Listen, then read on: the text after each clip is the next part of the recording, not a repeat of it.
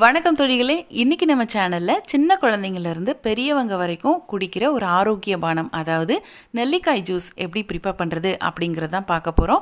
இந்த நெல்லிக்காயில பாத்தீங்கன்னா மரம் முழுவதுமே மருத்துவ குணங்களை கொண்டிருக்கு. நெல்லிக்காய் மரத்தோட பட்டை, வேர், இலை, பூ அனைத்துமே மருந்து பொருட்களா பயன்படுத்தப்பட்டு வருது. நெல்லிக்காயில் 80% நீர்ச்சத்தும், புரதச்சத்து, மாவுச்சத்து, நார்ச்சத்து, விட்டமின், இரும்புச்சத்து, phosphorus, carotene, polyphenol, vitamin B complex போன்ற ஏராளமான சத்துக்கள் நிறைந்து காணப்படுது.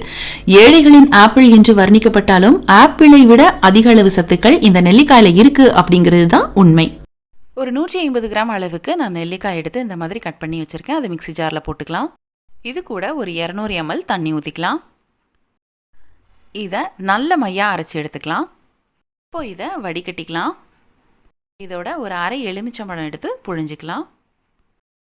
இப்போ இதை நம்ம ஒரு கண்ணாடி ஜாரில் போட்டு ஸ்டோர் பண்ணி வச்சுக்கலாம். இதை நீங்கள் ஃப்ரிட்ஜில் வச்சுட்டு காலையில் ஒரு 30 ml அளவுக்கு நீங்கள் இதை தண்ணியோட மிக்ஸ் பண்ணி குடிக்கலாம். அப்படின்னாலும் குடிக்கலாம். சின்ன குழந்தைங்கன்னா ஒரு 15 ml வரைக்கும் கொடுக்கலாம். அவ்வளோதாங்க, நெல்லிக்காய் ஜூஸ் ரெடி ஆயிடுச்சு. இதோட நன்மைகள் என்னன்னு கேட்டு தெரிஞ்சிருப்பீங்க. நீங்கள் இதே மாதிரி நிறைய வீடியோஸ் உங்களுக்காக வர காத்துட்ருக்கு. அதெல்லாம் வேணும் அப்படின்னா நம்மளோட சேனலை மறக்காமல் சப்ஸ்கிரைப் பண்ணுங்கள். மீண்டும் அடுத்த ஒரு நல்ல ரெசிபியோட நான் உங்களை சந்திக்கிறேன். நன்றி, வணக்கம்.